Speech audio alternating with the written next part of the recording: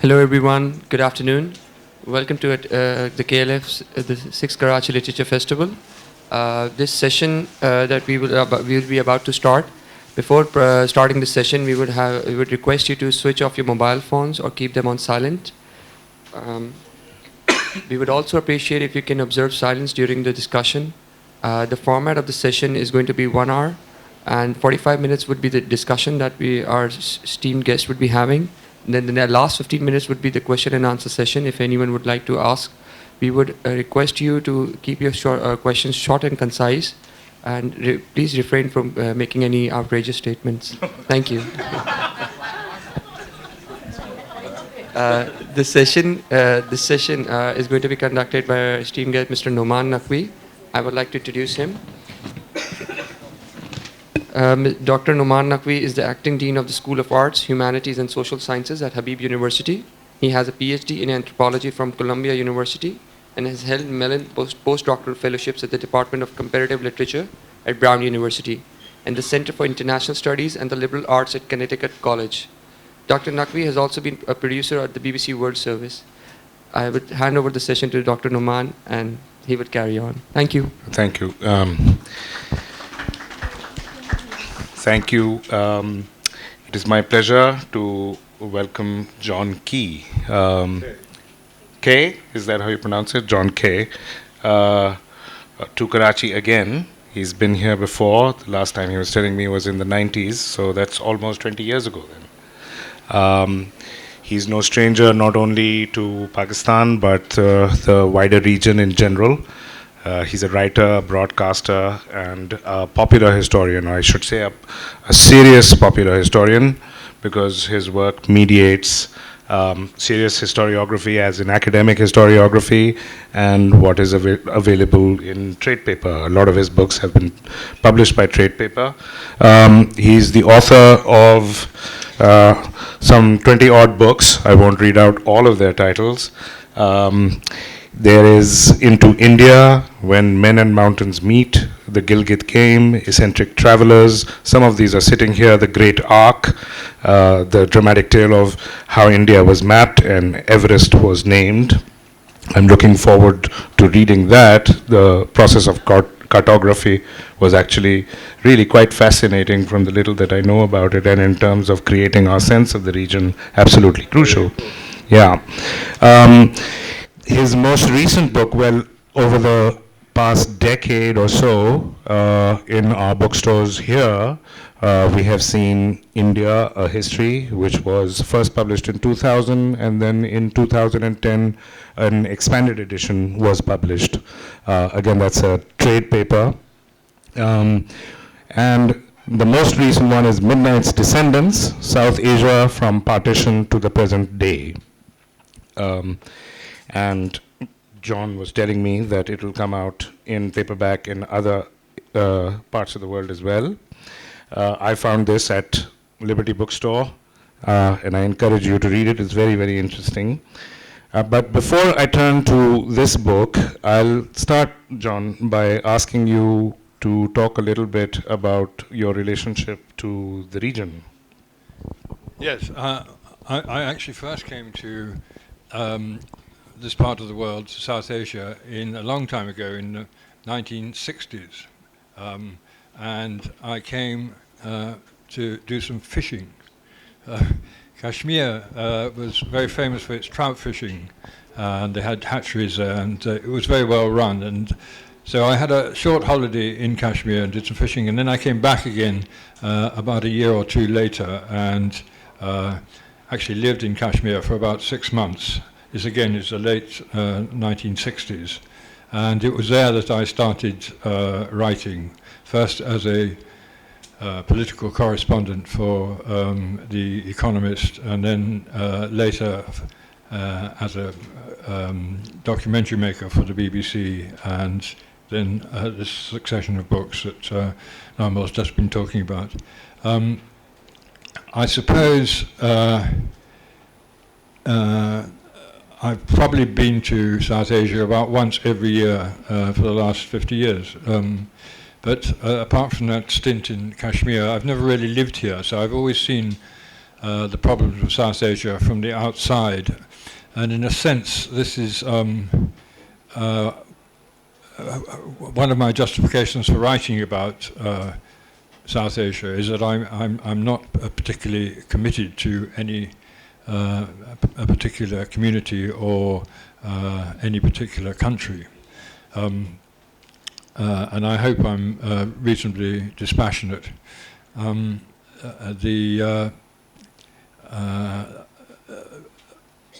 Obviously, over the last 50 years or so, things have changed a lot here. And having written a history of India, a 5,000-year history of India, and India in the pre-partition sense, I then thought it would be a good idea to try and write a contemporary history of all South Asia since partition, and that's really what my present book is about. It's a study, a narrative history, really, of what's happened on the subcontinent since 1947. It's sort of presumptuous, really. I remember there's a famous quote from Mahatma Gandhi where he says, the trouble with the English is they're always writing other people's history. And I think I'm certainly guilty on that score. On the other hand, I think in the case of South Asia, there's a lot to be said for, as I say, being not being involved in politics here and being outside the usual controversies. Also, I think there's a lot to be said for actually writing other people's history. I think that history needs to be considered more as a comparative study. When people ask me if I'm a historian, I usually say no. I say I'm a history writer. I write history. I'm not a historian. I'm not attached to a university. I don't teach. But I do write history. If you're attached to a university, I hesitate to say this in front of Nauman, who's the Dean of Arts here, but there is a tendency within academia for historians to have quite narrow horizons, to specialize in a particular subject, a particular period, a particular country.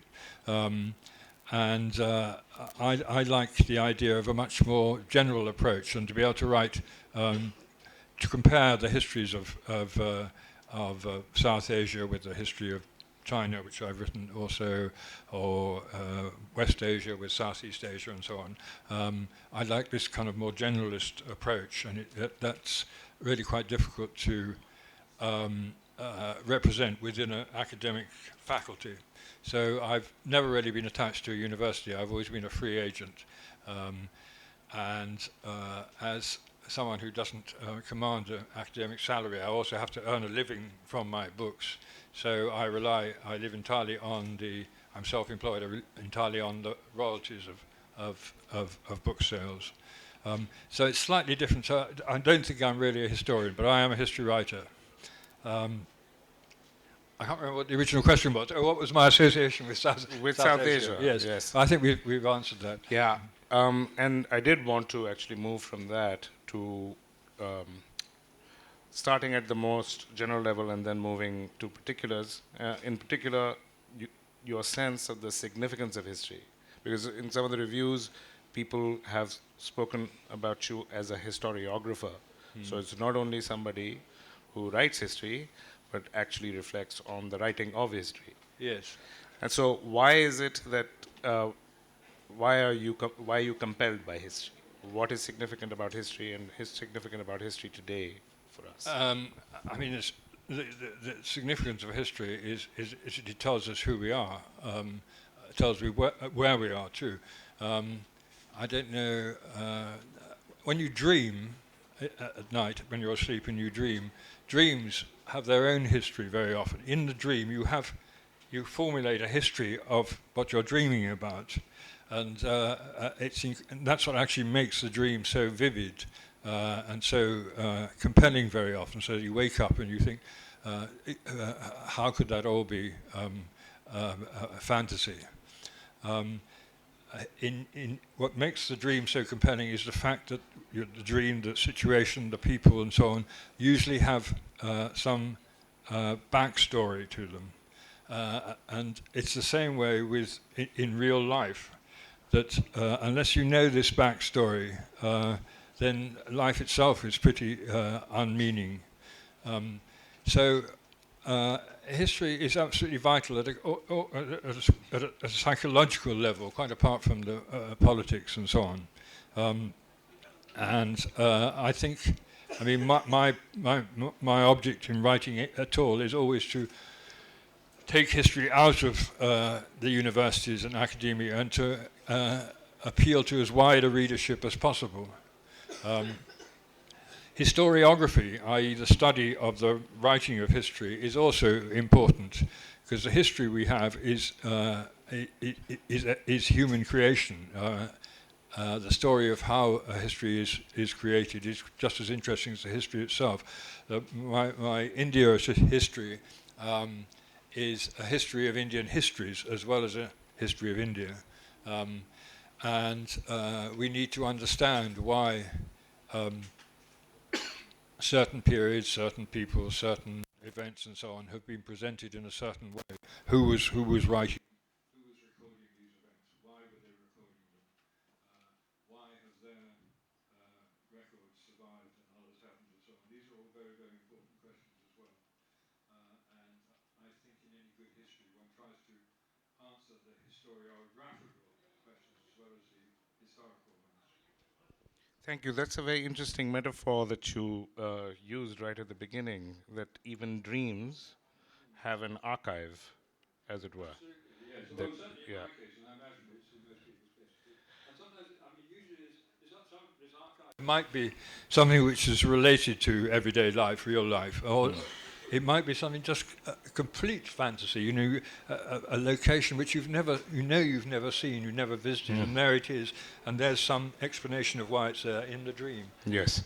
Well, we might compare, speaking of historiographies, the dream to nationalist historiography, which is, of course, fantastic in its own way. And this is true not just in our region, but across the world. Nationalism is this dream, fantasy kind of state which has its own archive. So, in terms of what you were saying about the significance of history and how it is significant in terms of how we know ourselves, what is the difference between nationalist historiography, which also claims to tell you who you are, and the kind of history that you have in mind? I mean, there's no fundamental difference, but obviously a nationalist history is more readily manipulated than the sort of history I think than the sort of history I tried to write. Nationalism, the idea of identity based on a nation state, is of course a European invention or conceit, if you like, and but has since spread throughout the world, and everyone now thinks in these nationalist terms and thinks in terms of the nation state. There is an argument, and I think it's particularly true in parts of Asia, where the nation state is actually a terrible distraction, that most people's identity isn't in terms of whether they're Indians or Pakistanis, it's in terms of whether they're Sindhis or Nagas, or it's in terms of their community, it's in terms of their kinship group, in terms of their religion, and it isn't simply in terms of the nation state. And so you have all these different layers of identity. And the nation state, the attempt to impose the nation state on top of them all, is a bit distorting and can encourage strong reaction. I mean, the Nagas are a good case in eastern India, Nagaland. My only connection with India before I came here was a rather distant cousin who was the district commissioner in Kohima, which is the capital of Nagaland, during the Second World War. And he had a very close relationship with the Nagas and was closely involved in trying to negotiate some form of independence or autonomy with the Delhi government as to their future after partition. And he, in fact, failed, of course, and the Nagas have been in revolt against the Indian government almost ever since. But Nagaland is a really good example because everyone has so many different layers of identity. Some of them, tribal identities are at the root of things, but there's also religious identities, they're Baptists or whatever. There are also regional identities. And then to impose on top of all these a sort of super-state Indian identity is deeply resented. So the nation-state idea and this idea of nationalism doesn't work everywhere, and whether it was a good idea that this European model got exported or not, it seems to me quite doubtful. Well, in Europe itself, nation-making was a pretty violent process, both in the 18th century, not only the wars between nations, but actually making all the diverse kinds of people that lived within any particular European territory into one nation. The French, for instance, it took a bit to make peasants into Frenchmen. Right? There was, I don't know how many languages there actually were, which they basically wiped out for Parisian French. And they still didn't manage to do it all the way. There's still some languages in French territory which the Parisians certainly would not recognize as being French. But to get on with this uncovering history, in terms of the 5,000-year history, the earlier book, the 2010 revised edition, one of the things that people have commented on is that you seem to most enjoy yourself, and the book seems to be the most innovative in terms of the sources that you have used that are not traditional historical sources. Yeah, as well as a history writer or the historian having a wide as remit as possible, I think it's very important that history uses other disciplines when investigating the past, uncovering history. Particularly with earlier history, with ancient history, it's absolutely essential that one also uses disciplines like anthropology, paleontology, archaeology, even biology. All these other different fields can contribute significantly to our knowledge, particularly of the ancient past, and we should use them as much as possible. In the case of South Asia, awful lot of what we know, most of what we know about the distant past depends on sculpture, inscriptions, physical remains rather than texts or documents of any sort. And so the study of things like coins and inscriptions is incredibly important for exploring ancient Indian and Pakistan's history. As you know, I mean, Pakistan, after all, has the oldest civilization in the whole of South Asia, probably almost of Asia, in the Indus Valley civilization, or the Harappan. I think it's called the Harappan nowadays, isn't it? So using every conceivable, every relevant discipline when you're trying to uncover the past and recreate it seems to me terribly important, and it would be nice to see. I think it is happening now, actually, that historians are venturing out from the archives and looking at their surroundings. There was a famous quote from R.H. Tawney, who was a big British historian, social historian in the mid-20th century. He said what historians need is less books and more boots. They need to get out there and look at the countryside and investigate it. Here in South Asia, a classic case was a man called Dr. D.D. Kozambi. He was a Brahmin and a Marxist, and also a very famous mathematician.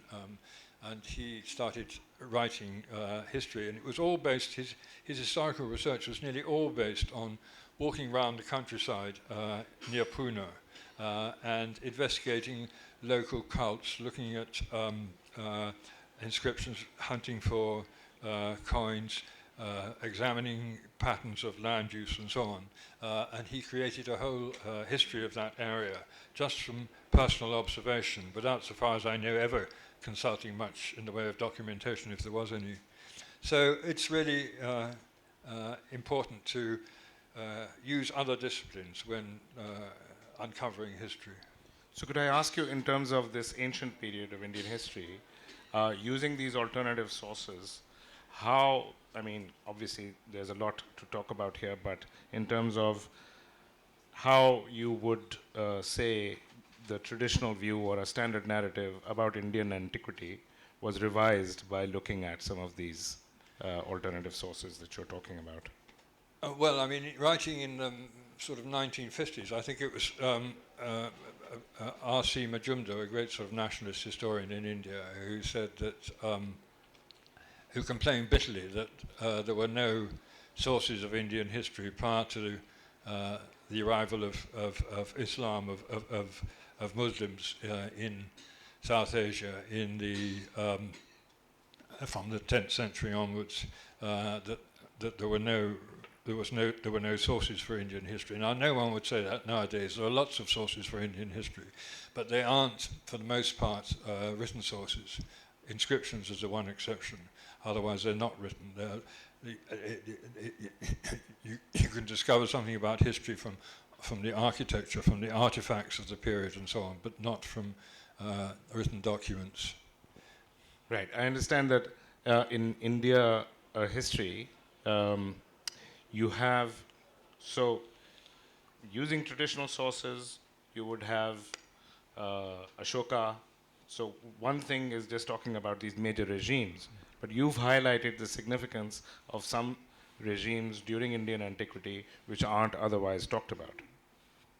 And that is a result of some of the sources that you were looking at? Yes, I mean, I can't remember who it was who described pre-Islamic India as a society of kings. There were so many kings and so many dynasties at any given period in different parts of the country that most historians absolutely despaired of constructing any kind of coherent narrative. We know about all these different dynasties largely from land grants, the grants of land very often to a temple, which were etched into copper plates or even stone.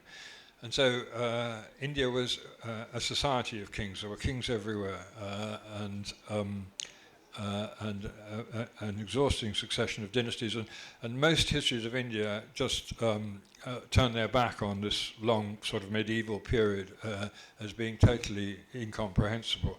And it is a bit incomprehensible, but on the other hand, it's quite interesting to examine what all these different dynasties had in common, insofar as we can tell, what their relationships with one another are, and so on.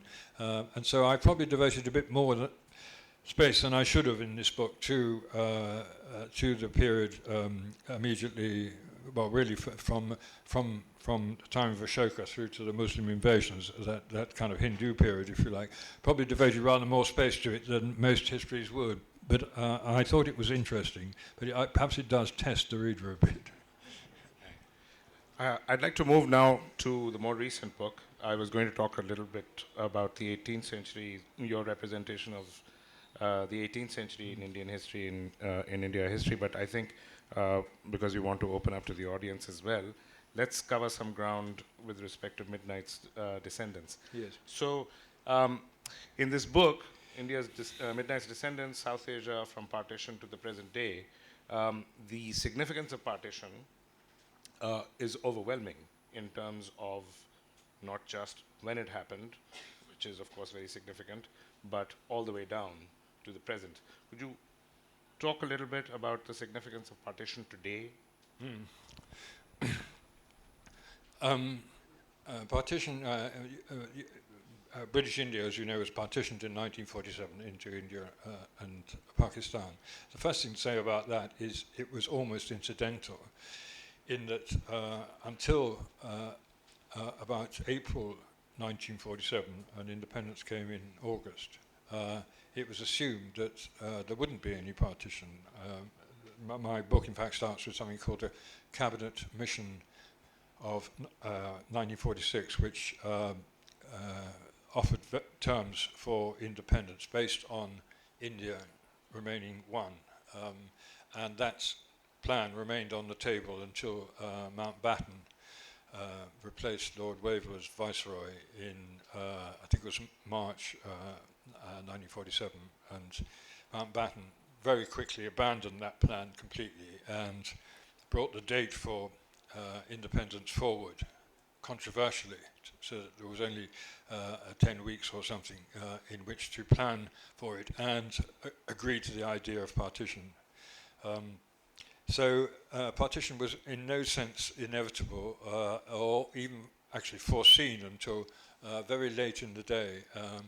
And whether it could have been handled differently and whether there was bound to be an enormous displacement of population and massacres and so on, or whether it could have been avoided is an interesting question. I actually live in Scotland, and last September we had the opportunity of voting on partition from the United Kingdom, and I couldn't help being reminded at the time how different it was to the situation here in 1947, where, I mean, no one had a chance to vote on it. But what was actually more important is that there was very little chance to debate the consequences of partition, or possible consequences. In the case of Scotland, the vote was entirely swayed by what the likely outcome of a yes vote in favour of separating from the UK would be. In other words, how would it affect the economy? How would social services being affected and so on, and would we have to go through a border and so on to get to England? But at the time of partition here, there was not only was there no vote, but there was or referendum, but there was no real discussion of the world, what the world was going to be like after partition, and that's really partly because, mainly because Mountbatten rushed the thing through. The British at the time were in an absolute panic. They thought that following the riots and killings in Calcutta in 1946, that the whole of certainly northern South Asia was about to explode, and they would be landed in the middle of a civil war between Muslims and Hindus, and so they were desperate to get out, and that was partly responsible for the terrible consequences of partition. Another thing about partition is that in many ways, it's still going on today. First of all, obviously, there was more than one partition. There was partition of India and Pakistan. Then there was a partition of Pakistan in 1971. There's been a partition, de facto partition of Jammu and Kashmir.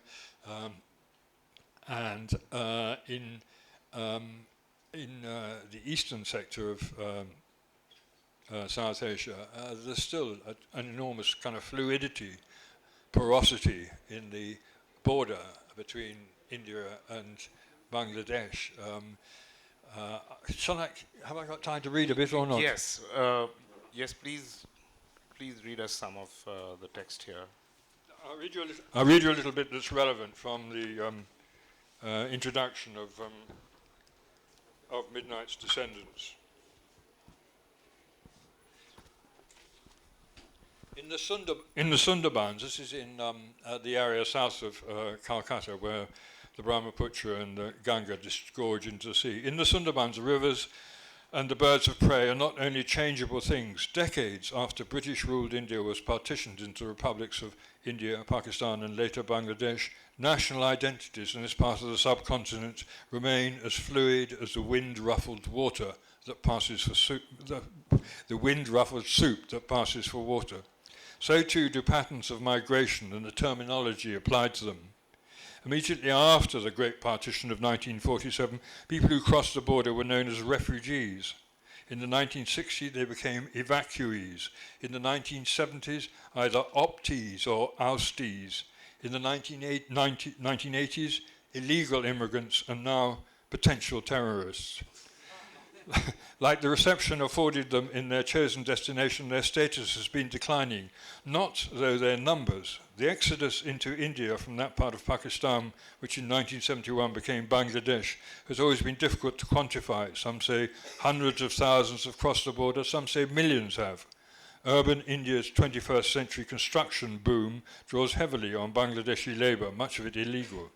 Locally, there are migrants who traipse back and forth for seasonal work or even a daily wage. No one is sure who is a migrant worker and who a cross-border commuter. Throughout the Delta, people still come and go, largely undetected, like the tides and the swimming tigers. 1,000 kilometres to the north, where the Bangladesh border squeezes the Indian state of West Bengal up against the Himalayas, the situation is further complicated by what must be the most eccentric frontier conformation on Earth. Here, territorial logic veers to the opposite extreme, that of over-definition.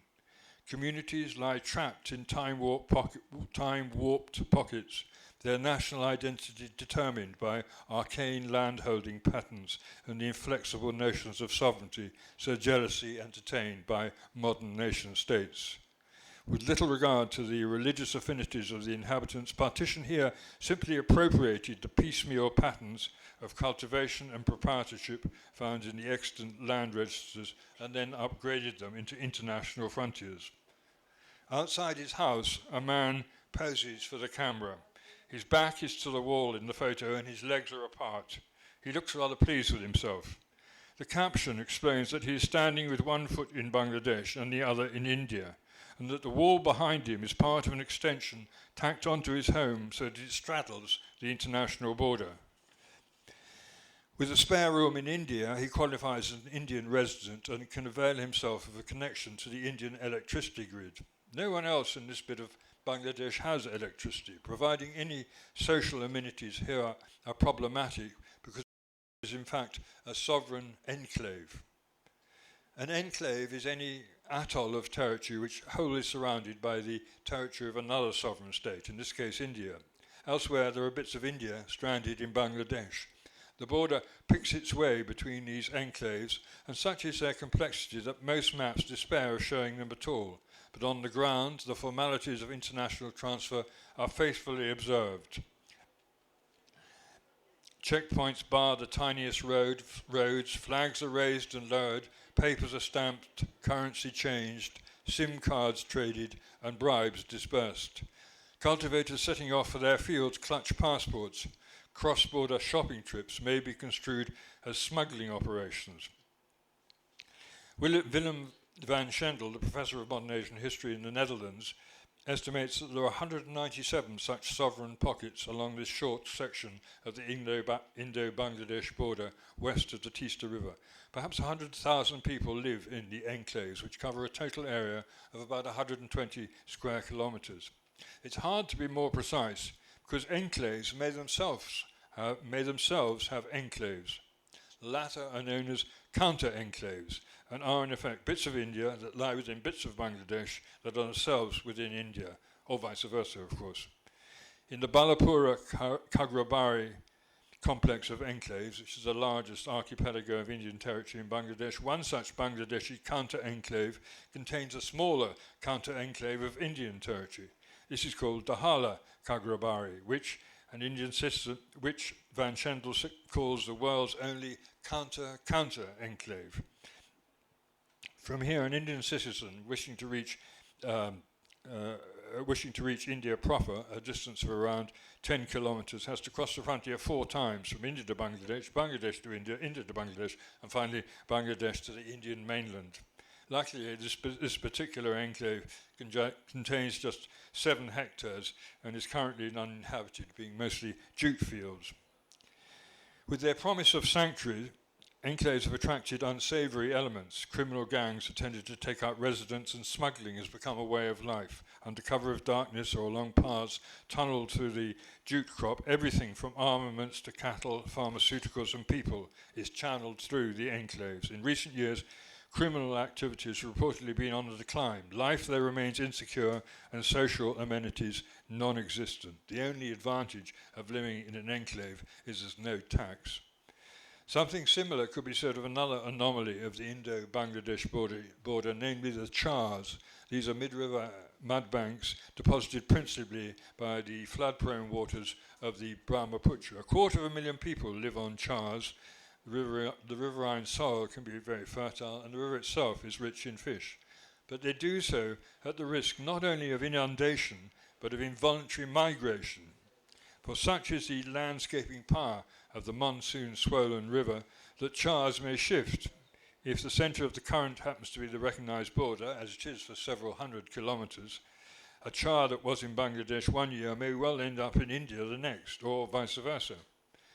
Most of the islands vehemently either move forward or backward across the international riverine frontier, complains an observer concerned with the problems of policing these errant land masses. They're still at the same address. Several thousand people may suddenly find themselves unaccredited immigrants in a different country.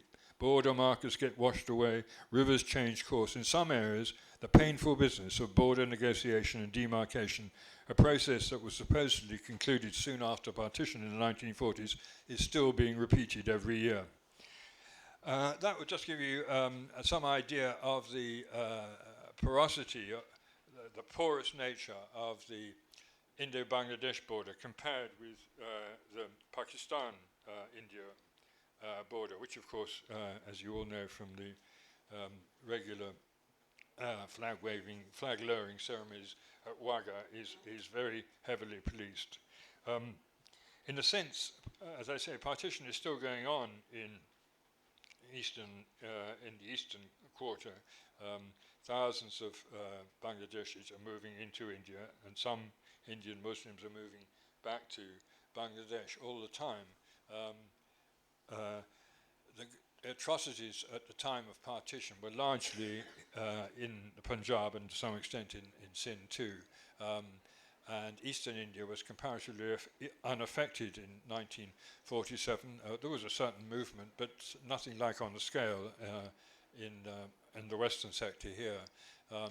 But the duration of the period of migration in eastern India is much, much longer and has been going on, well, certainly went on through the 1960s and the 1970s, people moving both ways, and well into the 1980s, and now, largely for economic reasons, it still continues. So the effects of partition are still being felt. The other thing about partition, so as I say, it was partition was, in a sense, very unexpected, very ill-timed, and yet has been carrying on continuously. The other thing is it was, to my mind, incredibly unfair. India inherited a national identity. It inherited all the great sandstone offices of state in Delhi. It inherited all the different surveys of India and the tax departments and so on. It inherited all it inherited the name of India, which is probably the most important thing. It inherited the Indian seat at the United Nations and so on. Pakistan, of course, got very, very little. It was extremely difficult even to get India to release the funds that were due to Pakistan under the terms of partition, and indeed the elements of the army that were supposed to come to Pakistan. Initially, the government here in Pakistan, of course, was established here in Karachi, but there were no government buildings. Government officers for a long time had to stay on the station or in rented accommodation somewhere. Famously, there were no paper clips, so people had to pick thorns from the roadside to use as paper. I mean, I would have thought they could have managed without paper clips. Doesn't seem to me the most essential thing. But the point is that that India somehow managed to inherit a functioning nation state, insofar as it had been a nation state under the British, and Pakistan had to create one. And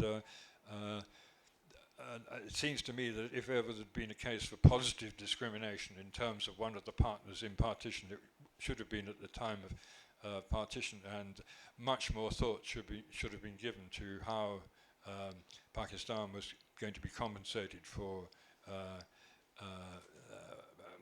parts of its heritage which it lost. The other thing, of course, is that Pakistan didn't really have a very clear identity other than as a homeland for India's Muslims, but it couldn't be a homeland for all India's Muslims. It would have been swamped completely. So I was quite interested reading, for instance, E'tizaz Asam's in the saga where he tries to kind of create a national persona for the people of what's now in Pakistan in the aftermath of the loss of Bangladesh. It's terribly important, those sort of exercises, and I was asking Nauman whether in fact there'd been any other attempts to create a kind of historical personage for Pakistan as it is today. There are other kinds of narratives, but John.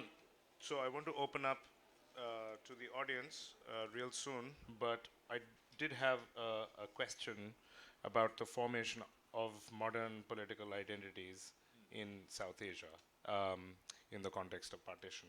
So the past 200 years, 200 odd years, 250 years have been very dramatically transformative for the entire planet. It's not just South Asia, the region. Europe itself was dramatically transformed in this time period, and it was in fact an incredibly violent. The past 200 odd years have been incredibly violent in a planetary sense. So both for societies, cultures, etc. And now the geologists call our time period, and people who do big history call our time period the Anthropocene era, because it has in fact been climatologically and geologically incredibly transformative as well.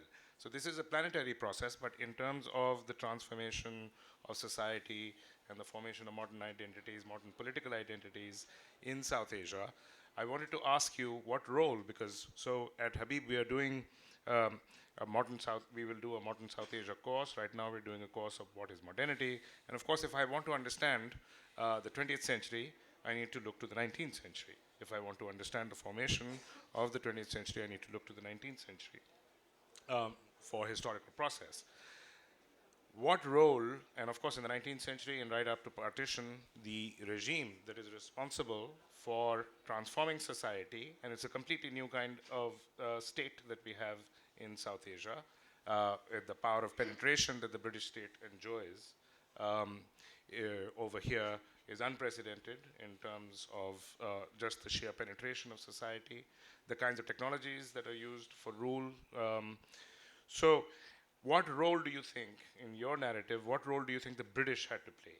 Quite apart from Mountbatten, I'm not talking about just a single figure, but in terms of the colonial regime itself, the colonial state itself, what role, because a lot of people, of course, talk about the fact that there was a deliberate policy. I don't want to leave that question aside, whether it is deliberate or not, but there was a deliberate policy of divide et impera, divide and rule. What role did the British play in the formation of this disaster, this catastrophe that happened in the region? You mean the disaster of partition itself? Yes. Well, we talked about the role of Mountbatten. Just on this question of divide and rule, I mean, there's no question that every government, whether it's a colonial government or whether it's a national government, is inclined to use whatever divisions there may be, if they can be used to their advantage, if they have the opportunity to do so. And the British were certainly as guilty as anyone in that respect. On the other hand, I think I always have difficulty with this idea that it was the British who created the division between Hindus and Muslims. And I think, I mean, it's an interesting subject, but I don't think it's proven, and it would be, I think more work needs to be done on that, on Hindu-Muslim relations before British rule. So the British were certainly played at this game, and they certainly mishandled the negotiations over independence and partition. In a more, I mean, there is a kind of a positive side to it. I think that actually the British did quite a lot of good here. I read a book about, it's this one in fact, on the Great Arc, the measurement and mapping of India in the 19th century. On the basis of these measurements and maps, it was possible to start planning some sort of infrastructure, railways, roads, telegraphs, and so on. And those were all inherited by the Indian and Pakistani governments, and the Survey of Pakistan, Survey of India, are just the direct descendants of this great trigonometrical survey, which this book is all about. Obvious things like, I think the English language is actually quite a worthwhile legacy. I know there was a lot of debate in India about to what extent English should be used as a national language and as a language of academic discussion and so on. And probably the same here. English is a very useful international language at the moment, and so it turned out that it was quite useful. On the other hand, you think of Indonesia, where they were colonized by the Dutch, and so most Javanese, their second language was, or third language was Dutch, and all administration was done. But Dutch is nowadays a really hopeless language. No one much speaks. Even the Dutch don't speak much Dutch if they can. So that was.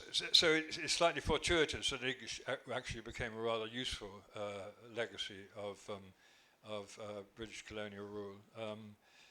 I mean, there are lots of other things, and we could talk about democracy and so on, and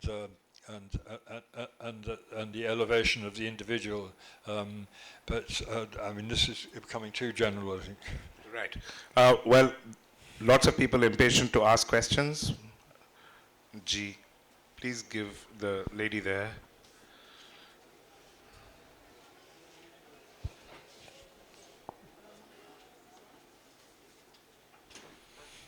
I'm terribly deaf, so you're going to have to speak up. My name is Masuma Hassan. You have talked about the usefulness of other disciplines in writing history. And I was wondering whether you would like to comment on the fact that historians whom we quote, who have written the history of South Asia, hardly have access or have hardly used sources which are native to South Asia. What about sources which are in the other languages of South Asia?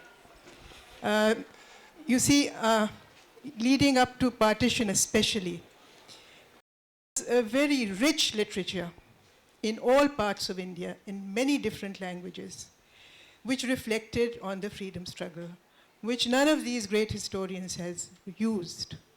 And therefore, I don't know how fair that history can be reckoned. No, I think you're quite right. What we might call a vernacular history has been, vernacular sources have been rather neglected, and probably there's still a lot to be found.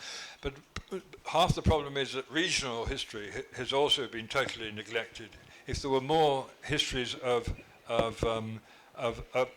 regions or the states, or in the case of Pakistan, the provinces in states in the case of India, and the provinces in the case of Pakistan.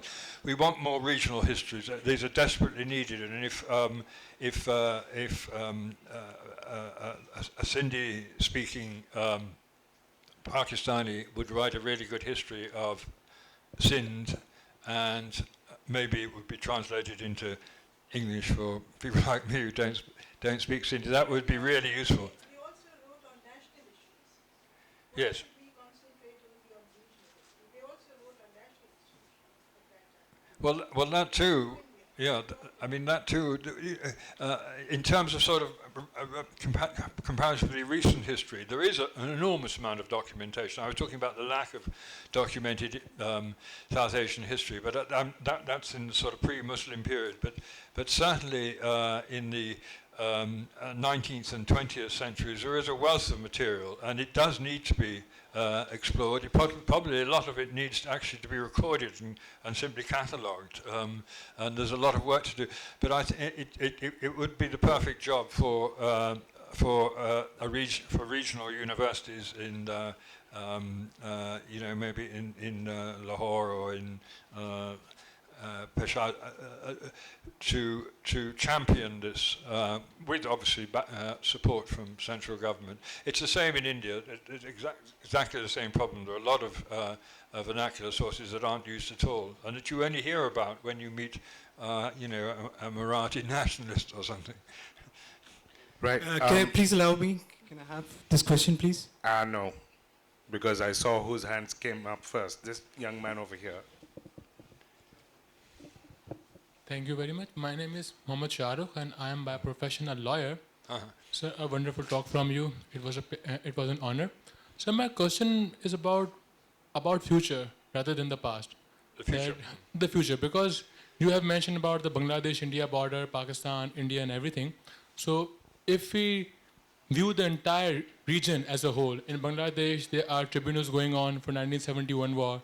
In Sri Lanka, the Buddhist-Muslim issue or conflict is emerging.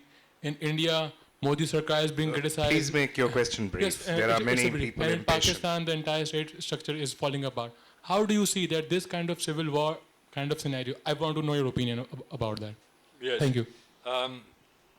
It's quite ironic, really, that parts of the world which have very little in common, where the states have very little in common, have actually been quite successful at producing regional organizations like ASEAN in Southeast Asia, or the European community in Europe and so on, or groups of states under particular doctrines like the Monroe Doctrine or the Brezhnev Doctrine and so on. These have worked very well. And here in South Asia, where the component states have far more in common than almost anywhere else in the world, where a lot of languages are mutually understandable, where there's every reason for closer trade and so on, somehow seem to fail totally to produce any effective regional body like presumably SARC was meant to be.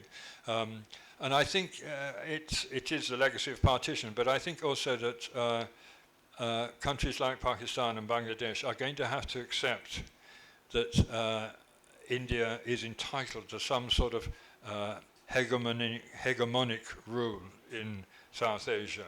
But I would have thought that that would be a very good basis on which to negotiate with a favourable Indian government for a much more cross-border investment. There was an enormous plan once to set up, Tatars were going to set up an enormous plant in Bangladesh, and they couldn't get the Bangladeshis to agree purely on nationalistic grounds to this establishment. So I think there has to be some acceptance by Pakistan and Bangladesh of a degree of Indian hegemony in South Asia, and then it might be possible to have an association of South Asian states.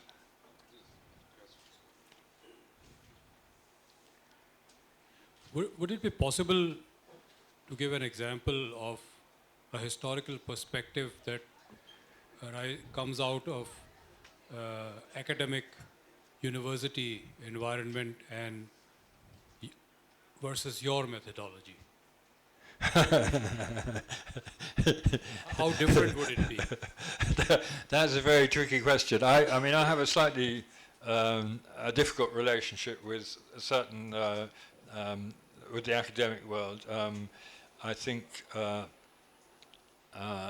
actually do work in a university, or have done until very recently, but not teaching history, but as a literary scholar. In other words, encouraging people to develop a literary style. And I do think that how you write history is as important as what you write, and to try and write in an attractive and appealing way with a little bit of, almost try and entertain, try and involve the reader anyway. So I do have some contact with universities, and I think they look on me as a slightly strange animal. They can't really can't work out what's wrong with me, why I don't want to get immersed in faculty politics and so on. I also am very suspicious of the funding that's available for research at universities. Too often it's being directed to activities which are acceptable to foreign governments or to particular to particular groups. So to give you I can't give you a concrete example, but I can just talk about my kind of uneasy relationship with it. So, okay, so now we literally have 3 minutes left. There are lots of people who want to ask questions, and John was very interested in what the audience had to say. So, John, now I'm just going to ask people to ask questions, and that'll be the end of that. You won't have the opportunity to respond. So, this gentleman here first.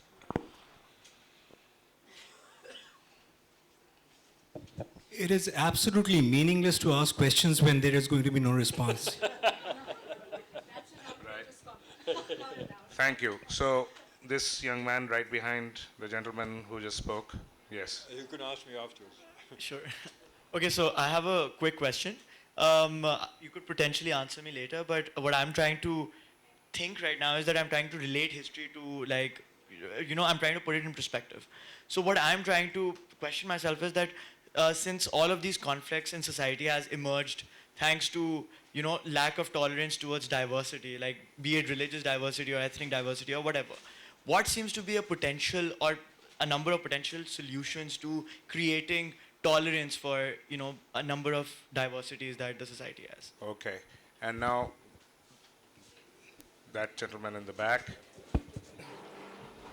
Hi, my question was, well, in my time here in Pakistan, I've sort of noticed that, generally speaking, I haven't met very many people who study or read history very often. So would you have any sort of suggestions of what we could do to get people, the general public, to start reading their own history more often? Okay, now this young man here. Thank you very much.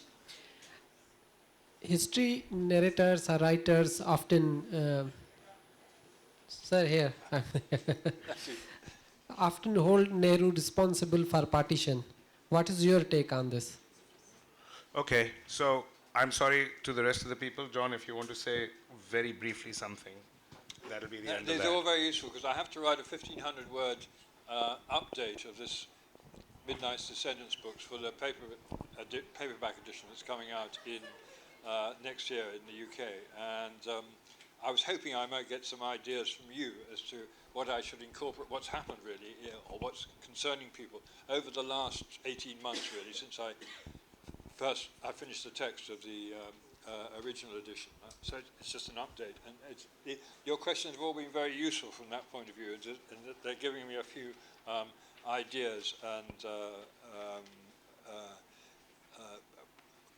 an idea of concerns too that have arisen particularly during the last 18 months. I mean, the book was finished before Mr. Modi won his majority in India, just after Nawaz Sharif won the election here. But before all these events in Syria and so on. So it's extremely useful, and I'm sorry I haven't had a chance to answer the questions, but they've been useful to me, even if they're no good, my answers are no good to you.